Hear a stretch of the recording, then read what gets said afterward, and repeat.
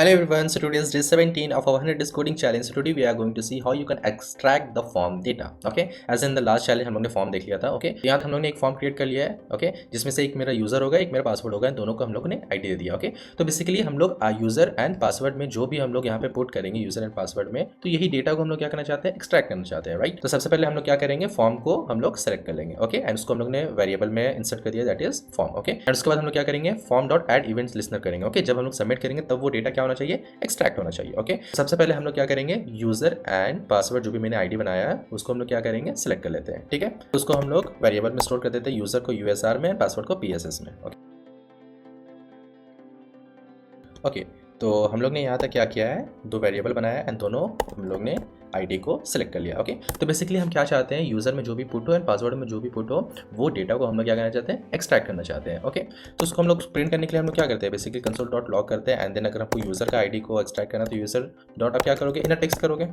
But ये चीज़ यहाँ पे वर्क नहीं करता है. Okay, let me show you. Suppose you put ASAD anything you want. If I will click the submit button then you can see it is undefined. Okay, it means that यहाँ पे inner text काम नहीं करता है. तो यहाँ पे काम क्या करता है, उसके लिए हम लोग क्या करेंगे, फॉर्म को हम लोग प्रिंट करा के देखते हैं. तो उसके लिए हम लोग क्या यूज़ करते हैं, dir यूज़ करते हैं. राइट, तो हम लोग क्या करेंगे, कंसोल डॉट dir फॉर्म कर दिए. Okay, now if I will type in the user that is coder and the password I will type canvas. Okay, if I will click submit then यहाँ पे आप देख सकते हैं हम लोग का क्या आया है, फॉर्म आया. ओके, एंड फॉर्म में हम लोग ने तीन चीज़ यूज़ किया था. क्या क्या, एक 0th नंबर पे आपका आ गया input that is user, and 1 number पे हम लोग का क्या आ गया, password, and the second number पे क्या आ गया हम लोग का बटन. ओके, तो हम लोग ने यूजर में क्या पुट किया, कोडर पुट किया. राइट, तो अगर आप यूजर में जाके थोड़ा एक्सप्लोर करोगे, ओके, आप एक्सप्लोर करोगे देन आप यहाँ पे एक मोर पे जाओगे एंड देन फिर आप यहाँ पे जाके देखोगे ना, एक वैल्यू होता है. राइट, तो वैल्यू में अगर आप जाकर शो देखोगे तो वहाँ पे हम लोग का क्या हुआ, कोडर आपका शो कर रहा है. इट मीन्स यहाँ पे आपका फॉर्म में चीज़ें दूसरे तरीके से काम कर रही है. इनर डॉट टेक्स्ट यहाँ पे काम नहीं करता. यहाँ पे क्या काम करता है, वैल्यू. क्या फॉर्म के अंदर जो भी आप वैल्यू इनपुट के अंदर जो भी आप वैल्यू पुट किया उसको एक्सट्रैक्ट करना चाहते हो तो आप क्या यूज़ करोगे,